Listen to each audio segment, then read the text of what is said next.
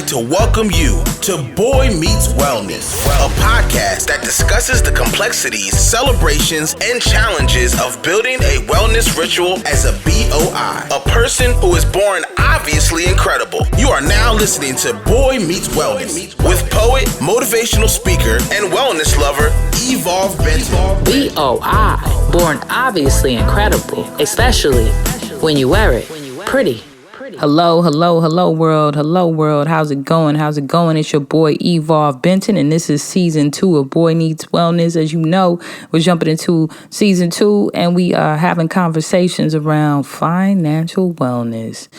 This episode, we had an amazing opportunity of checking in with tax accountant Amber Wormsley. Shouts out to my brush. Shouts out to my boy Amber. Appreciate you so much. Tax season is coming up, y'all, so get your notebook out and get ready to take some notes. It will be here before you know it. If you're enjoying this season of BOI MEETS WELLNESS, it would be great if you could head over to iTunes and leave us a review. You can also visit our website at boimeetswellness.com to view the show notes and any other resources that we have around wellness, especially for financial wellness this month. That's boimeetswellness.com, BOIMEETSWELLNESS.com, or head over to iTunes and leave us an amazing review. We appreciate that. If you have any questions, comments, or concerns, you can also send us an email at boimeetswellness@gmail.com. It'd be greatly appreciated. So my question for you today, before we jump into this episode with Amber, is what are you grateful for and how often do you say it? I write in my gratitude journal most mornings, and I have an extended gratitude for resources, money, friends, and family in my life.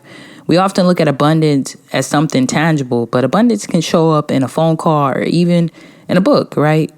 This month, I've been reading The Life Visioning, or it's called Life Visioning by Michael Bernard Beckwith. If you haven't checked him out, he's an amazing resource. A spiritual man, of course. He's also was in the movie The Secret. And I have so much gratitude for the lessons he's left in this book around evaluating what is your life vision and how do you get there. One of the things that came out of me reading this book, and I've read this book a few times, is that I want my life vision to be beyond a job, right? Like, especially as thinking about a person who's starting a family and thinking about having children. I want to be able to imprint skills, love, passion onto my children. So I want time for that. So how do I build a life vision that gives me that opportunity? And I will include a link to that book in our show notes so that you can check it out. But really start thinking about what vision and what life you want. And oftentimes we can collapse that into one thing, but we have different journeys, right? We have our spiritual life, our financial life, our wellness, our family life, our friendships, our emotionality. What are we trying to do to really build ourselves up to live the journeys that we want to live? We don't have to live the journeys we've been given. We don't have to live in this version of ourselves that we've been taught we are, or that we've had to live in the past, right? Like, we don't have to live the past version of ourselves. We can really live beyond that and create the vision that we want. The other thing that I like to do is oftentimes when I get books that are amazing, I pick out the quotes that really speak to me, and I use them as affirmations. In our last episode, I gave y'all an affirmation. So what I want you to do is pick up an inspiring book for yourself, start taking out some of those quotes, and use those quotes as a guide to your life vision and as a guide to the affirmations that you will use. Often words we use are the foundations to our mindset shift. If you can gather quotes from books that empower you, you can also change your mindset. So try it. Let me know how it goes. Shoot me an email or hit me up on social media. You can find me on all platforms at Evolve Benton, EVOLVEBENTON. That's Evolve Benton on Instagram, Facebook, and even Twitter. So hit me up and let me know how that's been going. Thank you for listening. And learn more about future episodes and also just about resources at boimeetswellness.com. Let's jump into this episode with Amber Wormsley and have this conversation about taxes, y'all. I'll also leave some information in the show notes so you can get in contact with Amber if you want to file your taxes with her. And it's an amazing opportunity to connect with someone who's Black, who's queer, and who's doing amazing work in the financial literacy world. So let's jump into this interview. Thank you all again for listening. And this is BOI MEETS WELLNESS. I'm Amber Wormsley. I go by feminine pronouns, but I'm not particularly upset if anybody misgenders me unless they're doing it intentionally to be rude. So I am an investor, entrepreneur, and I like to identify myself as like a financial activist in a way, trying to work with, of course, like financial professionals and communities to kind of bridge the gap between like what's discussed and what strategies are going on in the corporate world that can be implemented in personal finance. Of course, like I'm glad to be here. I'm always down to talk about financial services. So yeah, I'm excited to be here and jump into this podcast. Thank you. I was really excited to jump on here with you because, I hit you up and I was like, yo, I need help with my taxes, as an entrepreneur. And you really came in and I felt like if I could give you a review, you were like a superstar. You handled things very well. You taught me a lot of things that I didn't even know that I could be doing on the back end this year for my bookkeeping. So what is some of the advice that maybe you would give to new entrepreneurs who are, going into business and looking at their finances and trying to figure out, like, how do I keep track? What do I need to prepare for that first year? Especially folks who are maybe doing like independent contract work or starting their own LLCs. I think there's a lot of variables that go into it, but I think first, making sure that your personal finances are in order. And if they're not, getting the appropriate help. If you're kind of struggling to manage personal finances, a lot of people don't realize that more money doesn't necessarily solve your issues. There are people that I've worked with that make way more than I do and, are either living paycheck to paycheck or, have two incomes and they're still struggling. So I think people have to understand that it's more about financial strategy versus the amount of money that you make. And then if you're already in this place where it's like, okay, my finances are in order, my personal finances are in order, I'm ready to take this next step for this business that I want to do. I think it's super important to not just have a good tax preparer, but have a good tax planner, because tax season doesn't start when you get your W-2. It doesn't start when you get your 1099. Tax season is all year round. So I definitely think like having the appropriate entity set up, I think it depends on your industry. Everybody's tax situation is different. So I think kind of understanding that and speaking with, somebody who's involved in like asset protection, usually they can kind of guide you as far as which direction you want to go into to set up your entity. And then of course, having like a really good tax planner and tax preparer. I would say those are probably going to be the two most important things. But of course, like everybody doesn't have the funds to go out and get it. So like build a relationship with somebody. Like when you start talking about money, I'm like, take all my information. Like you feed me, I will talk to you. But of course, like, just kind of building that relationship, because I think everybody understands that not everybody's going to have the funds initially. So just even understanding where to start is helpful. But then like, if you really have a good relationship with them, like they're not going to be so pressed all the time about, sending you an invoice. Or you could just have a contract where it's like, hey, let's meet quarterly. So that's real. That's a good idea right there. Yeah. Like I think, and I don't want to say always try to negotiate prices, but if it's somebody, especially that and they're doing it, I can't see people being like, kind of like jerks about it. Because most people who are kind of on this journey, they're very sympathetic. Like, honestly, being an entrepreneur is super hard, and having people that can kind of keep you grounded, people that you can talk to about the business, I think is also super important, because you're going to want to quit almost every day. Isn't that a real thing? Like, you just like, you wake up like, oh no, why am I doing this to myself? Why am I doing this? What started this money hunger, right? Like, because I think when it comes to business, people usually go for things that they're passionate about, right? And I feel like since I've known you, you've always been very passionate about finances. I feel like you've always been very financially savvy. So what really started you down this road, and what made you want to turn it into a business so that you can help others? It's levels to it. I was first introduced to some like financial gurus when I was about 16, 17, maybe even 18. So fairly young. I guess my mindset trap was, I have time. Because I had already read like The Richest Man in Babylon. I read like Rich Dad, Poor Dad, The Cash Flow Quadrant, like all these like finance. And I was like, okay, cool. I got you. But later, not right now. I'm trying to turn up. And so that was like, and also when you're 16, 17, 18, you haven't like your identity, which I think is super important. Like your identity is still kind of like what you know about yourself. You kind of start to release a lot of that, and you start to kind of build this like new identity. So I think I kind of swayed more towards that versus actually being like, hey, I could do both at the same time. So I really liked them. It was very conceptual for me. I understood it. I was like, this makes sense. But of course, I just kind of fell victim to like my own whatever I had going on. And then actually it was when I was in college, I switched my major 3 times because who doesn't? No one knows what they want to do when they're 18. No one even knows what they want to do at 25. I was actually studying computer information systems, and you got a concentration in business. And that's when I actually took my first financial accounting class. It was the easiest class I had ever taken in my life. And I didn't switch to accounting because I thought it was easy. I switched to it because if I understood money, if I wanted to start any business, regardless of what I didn't want anybody to know more than I did about my money, because then I felt like I couldn't trust them. And so that's real. Yeah, like, I mean, because I actually wanted to open up like health facilities. I was studying athletic training, and I actually wanted to open up like health facilities because I also really like working out.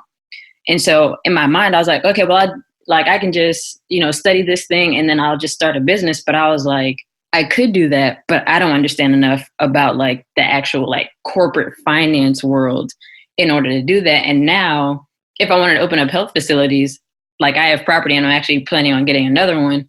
So it's like, okay, well, I could just, get like either commercial real estate or turn like, people have like, sometimes they look like homes, but they're in commercial areas, turn that into a facility and just hire somebody. Do a 1099. They can contract or they can rent out the space. So either way, I'm still doing what I originally wanted to do. I'm just taking a different avenue. An avenue that kind of gives you a little bit more control and right. Also, has you lead in the financial tunnel in a way. Exactly. Start. I think that's the start that everyone should have. Like, I think that they should start having these conversations in high school, right? Like, when people are able to actually go out and make their own money and get a worker's permit, there's no reason that these conversations about money shouldn't start. But a lot of times people don't even, like, no one's talking about anybody about budgeting, about financial literacy, about investing, about saving. It's no kind of like foundation. So what foundation do you try to give, I guess, your clients? Like, what is the work that you do with folks, and what is your ideal client? I don't want to say I have an ideal client because I have clients that are super stubborn. And if she or he listens to this, they will know exactly who I'm talking about. But I have some who are young and they're like, teach me everything. And I like them both because I love seeing the dichotomy, but I also really appreciate when they share like their successes.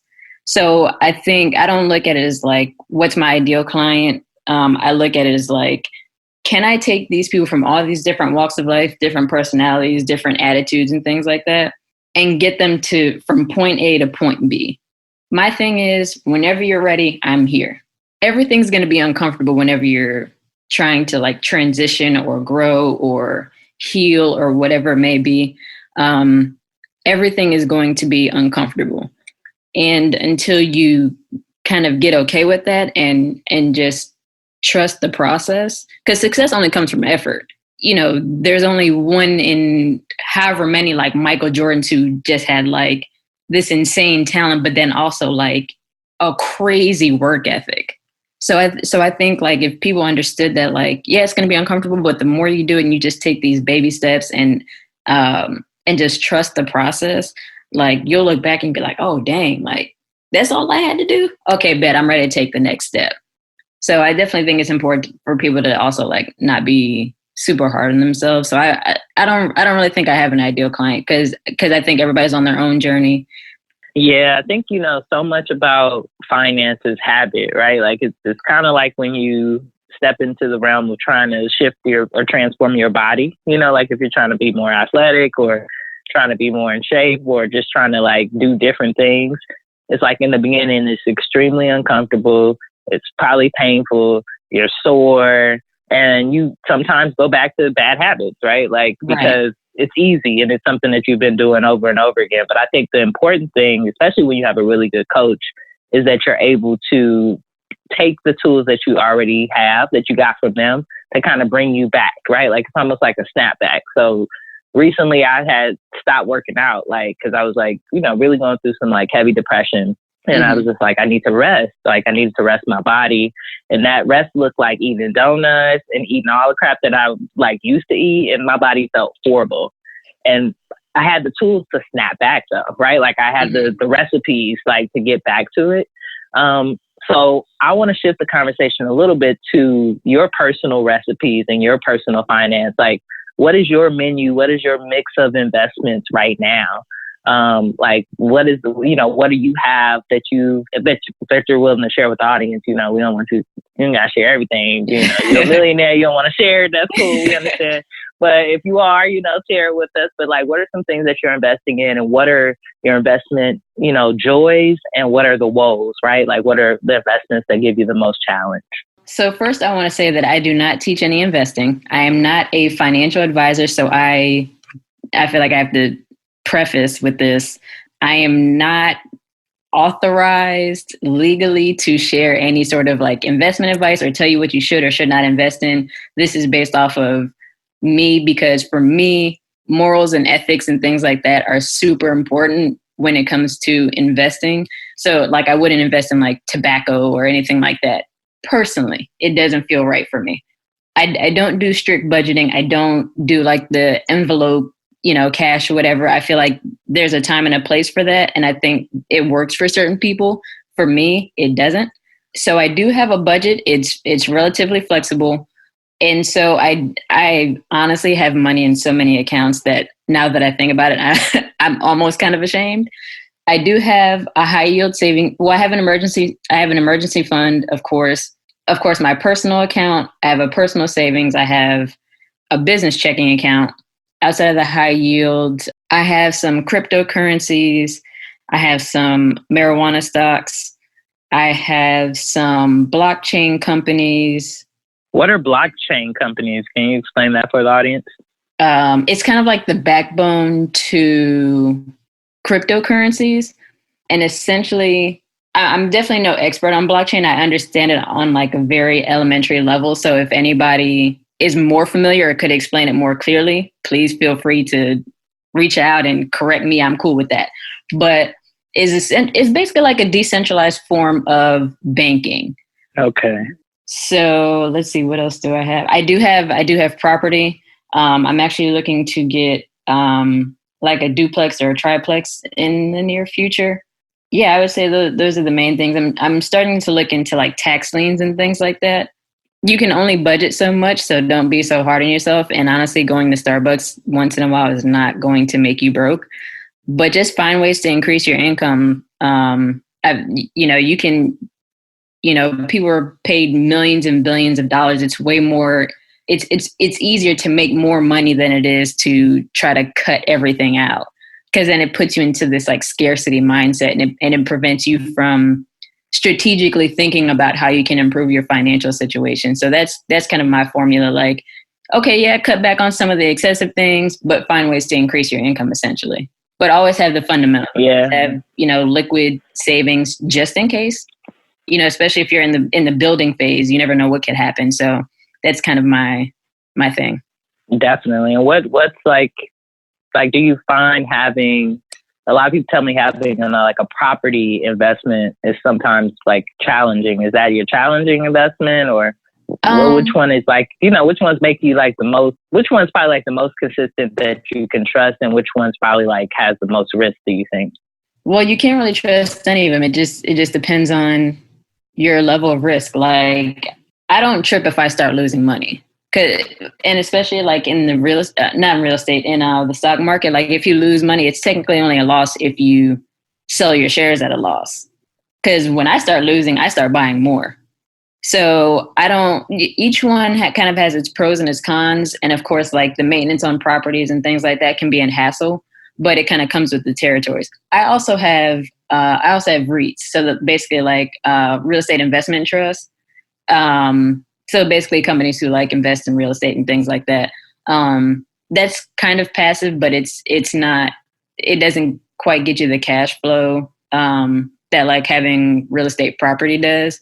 But each one kind of has its pros and its cons. I don't think that there's one that where I'm like, this is annoying, I can't deal with it. Honestly, it's harder to deal with the people than it is the financial side. So I definitely know when I get my next property, I'll have a property manager. So that way I'm just like, did my money hit? Great. Thanks. Have a great day.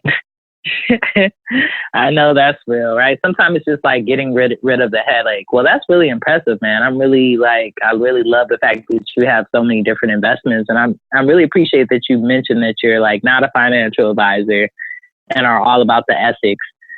Another question that I had for you around finance was, when you're thinking about your own personal finance, like what are your goals? Like, do you want to retire at a certain age? Are you trying to, only be working for yourself at a certain point? And how do you mark those goals? How did you come up with, okay, this is where I want to be in the next 10 years. So I'm going to, get this investment. I'm going to start buying up this property. I'm going to start moving around. And then also tell folks where you're at, because I think it's also very unique, like you being in Florida and able to do a little bit more there. And are there any things that folks in that area should know about, particularly about like investing in property that might help them? Okay, that was a lot of questions. So that was like a two-pronged question. So the one thing is like, how'd you come up with this plan, right, to have these investments?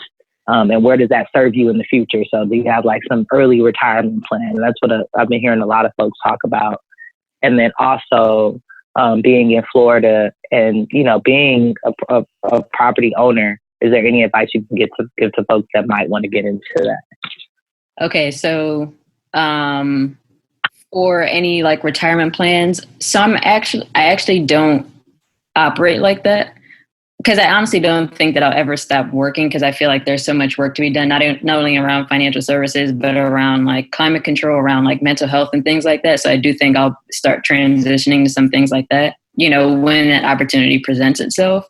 So no plans on like early retirement or anything like that. The way that I actually set my goals is, like right now, while I'm in this particular industry, is I have a goal to help a certain number of families, individuals, small businesses, and that's how I set my goals. I don't have like, of course I have income goals, but if I hit the goal to help this many particular people or businesses, then I'll hit all the other goals that I have.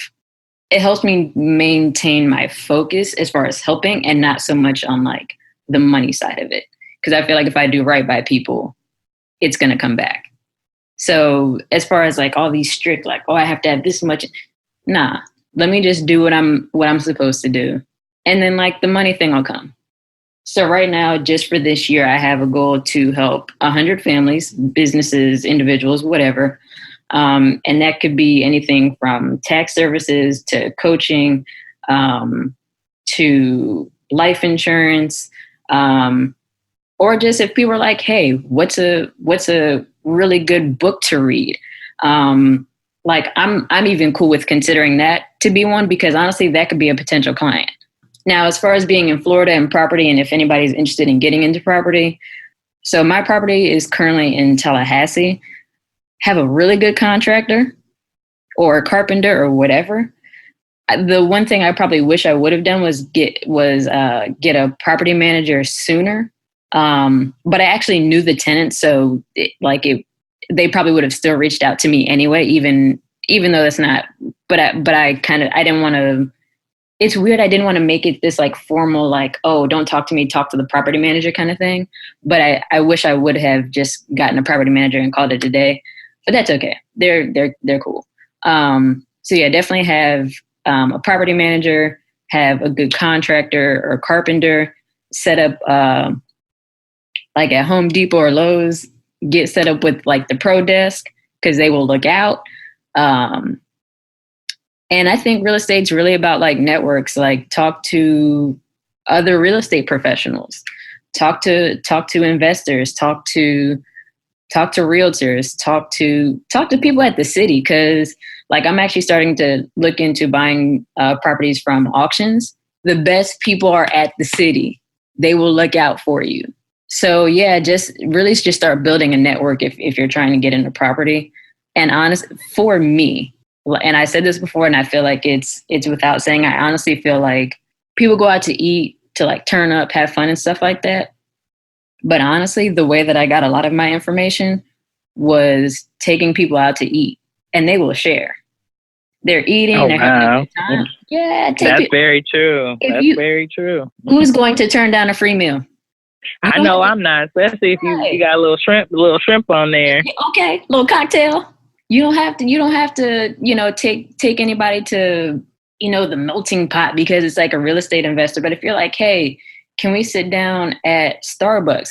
A lot of people drink coffee. I personally don't, but like, you tell me we're going to get like you said, we going to get like some shrimp, crab boil. I'm down. We'll talk finance. And honestly, like especially if you have like an LLC that's set up or some sort of business entity, that's a write-off for you.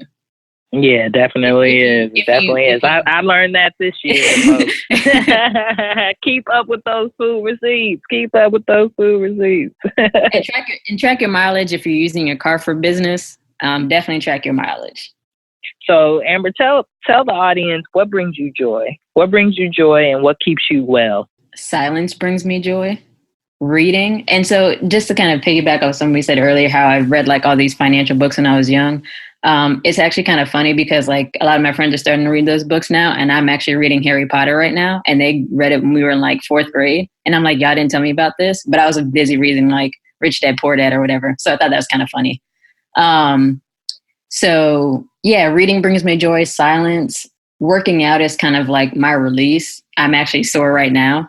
And just honestly being around like really good people, being around like supportive people, being around people who understand the vision for not even what I'm trying to do right now, but how I'm trying to change the world and change how people see like queer brown folks in, just kind of changing the narrative around it. Cause I feel like most people know like Young M.A., which is like, but like, don't get me wrong. Like Young M.A. is blasting in the gym when I go. So I love her authenticity and everything like that. But, I feel like between like Snoop, Young M.A., like that's kind of all a lot of people know. So just kind of being like, hey, we're over here. And we're like, we're in this financial world too. Yeah, we're everywhere, man. We're everywhere. Yeah. Before we head into like our next segment of the show, what is like some advice that you would give to young folks trying to get into finance? Like, I know you said you got, you went to class and you was getting all A's and you were really excited about it. But for the people who want to do it for themselves and maybe working at, Chase Bank or working for somebody else that really wants to get out there, what advice would you give them? And then also, where are you with your business? Like, how can folks get in contact with you? Is there a website? Is there an Instagram? How do folks get in contact with you if they want to be one of those 100 families that you work with this year? The website is impeccablewealth3.com. I'm mainly on Instagram, kind of on Facebook. I am on Twitter. Social media for me is exhausting, but I definitely, interact as much as I can on there. You can also, my email address and phone number are actually on my website as well. I'm probably more responsive through email and through either a phone call or a text message. So definitely reach out. I'm more than happy to talk to anybody who's actually interested in kind of taking that step or just learning more information. The first question for you was, what advice would you give to other folks who want to be financial, planners, accountants, who want to get out and do that particular work on their own? It's a very regulated and almost kind of taboo industry, depending on like what, like, for Black and brown folks, sometimes it can be something that's super taboo. So I think you have to just kind of make sure that it's something that you can make relatable, especially depending on like, I guess what your demographic is, because I think we're so used to like the banking industry and things like that when new things come up, like it, especially if it's relatable, like I know we've talked about like Nipsey Hussle a lot, and I feel like I've learned more from him than I've learned from any bank.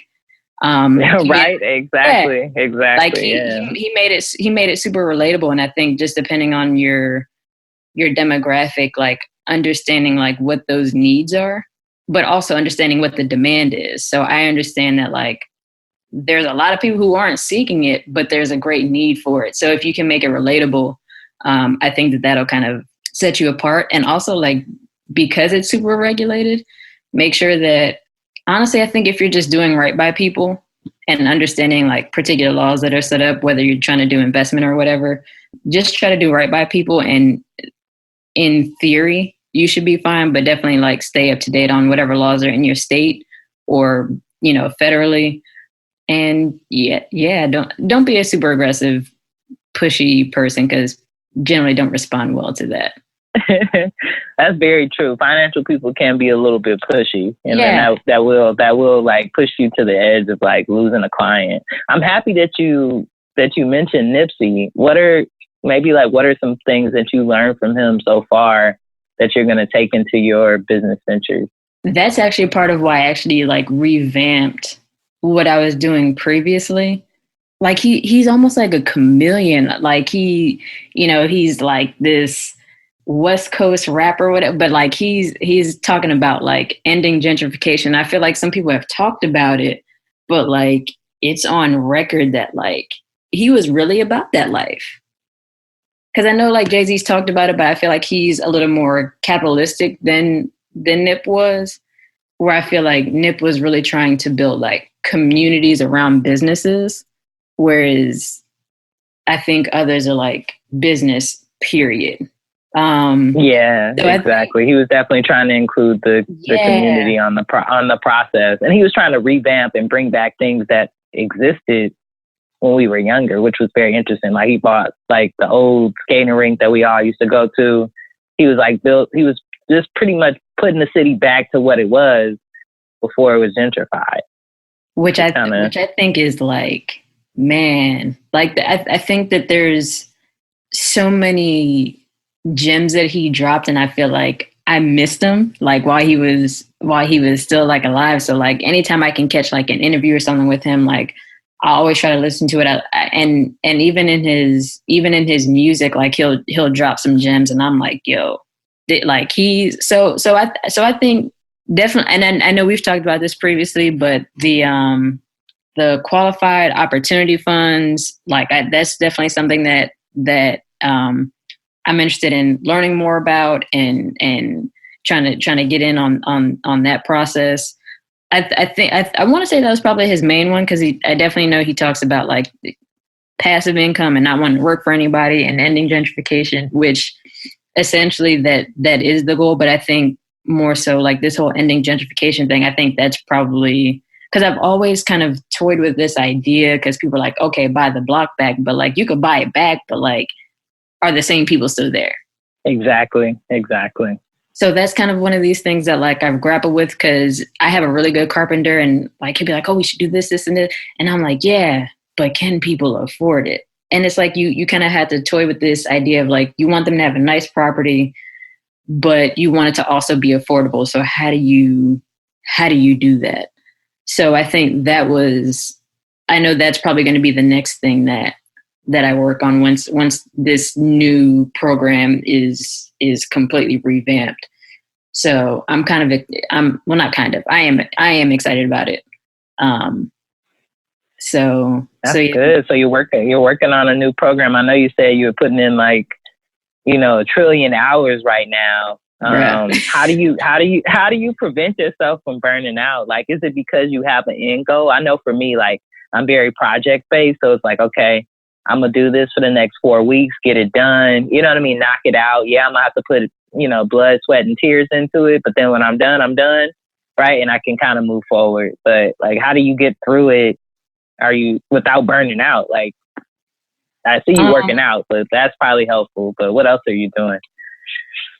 So honestly, I'm very project based, and in the process, I'm really learning to not be hard on myself, because I already know that I have a tendency to burn out. School actually burns me out more than anything. Like I'll go into a semester and grinding for like 5 weeks, and I'm tired.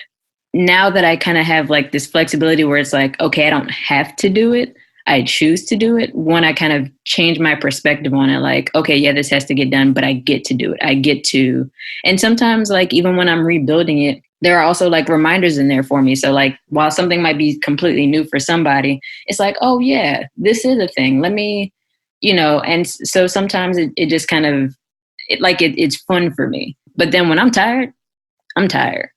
Everything with me is flexible. Everything is about balance. So for certain things, I understand there has to be a hard deadline. But for others, I'm like, what's the worst that could happen if I push it out like 2 more days? Because I truly feel like I need to either sleep or just like have an hour to not do anything. And if there's no repercussions, then I'm like, let me push it out. So it's just basically like just constantly like checking in with myself and seeing like what's an absolute like priority or emergency, and what's like, yeah, it has to be done, but it can be done later. Yeah, so putting yourself first before the work. That's what it sounds like. Because you got to. I mean, you can't really give from an empty vessel or even from a half full vessel, right? Like you got to be fueled up to be able to give and do the work. Yeah, I take a lot of walks. Yeah, me too. I do that at work all the time. People are like, where are you going? I'm like, on my walk. I'm going on another one. Yep, I got to keep moving. Because, I sit there for so long and then I'm like, like I'm in a daze. I'm not even really doing work at that point. And to me, it feels like then that's not really productive time. Not saying you got to always be productive, but I'm trying to leave at the time I'm supposed to be leaving. And if I'm not productive, I'll be there. I'll be there all night. So I got to do what I got to do. But I'm extremely proud and amazed at the work that you're doing. I think it is phenomenal. And I'm really happy that we have someone that I'm able to see someone who looks like me, doing this work and wanting to support the community. So I definitely want to bring you back on the show. I'm thinking about doing like a financial panel with a few other folks. So maybe we'll do that at another time. But I would love to shift to a more fun part of the show, which is called Boy Talk and Hop. Where I kind of give you some phrases that you have to finish. And it's really just to kind of get your mind, a little loose, a little sporadic, you know what I mean? Mm-hmm. You don't have to be perfect, just whatever comes to your mind first. So an example is I'm going to say, I love to watch, and you would probably say, I love to watch whatever TV show. I personally love to watch basketball. That's what I've been watching the last few weeks. And I'm kind of like glued to the screen. So I love watching the NBA finals. Semifinals, NBA period, all of the games, and we've had some amazing basketball the last couple of weeks. So what for you? Let's get into Boy Talk and Hop. And the first question for you is, wellness is peace. My favorite food is French toast. Sex is euphoric. My dream is to be free. If I could spend a day with anyone, it would be blank, and we would do blank, dead or alive. Oprah, and we would garden. What would y'all plant? Man, listen, I know she got this avocado. She has like a little avocado section. We'll plant some of those. Really like cucumbers, maybe some tomatoes, and like some fresh herbs, maybe some basil or something. I love Auntie Oprah. That's real. Yeah, more money, more. I probably should have said no. Go on. No, definitely Oprah. Definitely Oprah. No, I think Oprah is like, we got to have her while she here. You know what I'm saying? We got to enjoy Oprah. Yeah. it's actually on my bucket list. I would love to meet her, but like, I want her to know who I am before. Like, I don't want to just like run into her in like an airport. Like, I want her to be like, oh, you, like, that's what I want. More money, more responsibilities. My favorite rap lyric is, because I mentioned Young and May, of course, like her lyrics are coming to my mind. It's Biggie, and I know it's East Coast. I know you're on the West Coast. Man, I get more butt than ashtrays. The fair one, I get mine the fast way. Ski mask way, red notes, far from handsome, but man, I really told, hey, that, yo, he had bars, man. He had bars. You gotta love Biggie, man. Even though I'm on the West Coast, I really love Biggie. I give him props all the time because he created a different type of flow, right? Like, I mean, so many people have picked up off of him.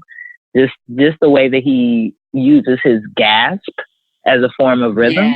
which a lot of people don't look at. And he was a fast rapper before he even went to that. So it's not because everybody's like, oh, it's because he's a big boy. But no, it was like really actually the way he was using his cadence, right, to deliver his message. So I love him so much. And the last one I have for you is Amber is whatever she wants to be, whenever she wants to be it. That's real. Ashe. Thank you so much for this interview. Audience, please go and check out Impeccable Wealth. It has been amazing to work with this company. If you need some tax support, if you just need to have a conversation about what is this money thing going on in my life, some type of balance, please hit Amber up.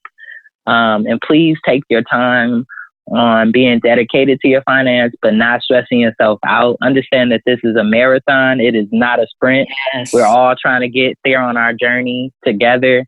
And we don't have to be on the same road together. We could just kind of be, meeting at little spots in between and, having conversations about what works for you and what works for me might be completely different. So Amber, as we shut down, is there anything else you want to leave for our audience? Any other final messages? Considering this, of course, is a wellness podcast, I think it's important to not only be well financially, but in all aspects of your life, mind, body, and soul. Just make sure you're doing right by people, but of course, make sure you're doing right by yourself and you'll be all right. No, that's right. I'm Amber. This is BOI Meets Wellness, and I'm born, obviously, incredible. Thanks for listening to BOI Meets Wellness. Stay connected on and off the show by following us online at BOI Meets Wellness. That's boy with an I. Until next time.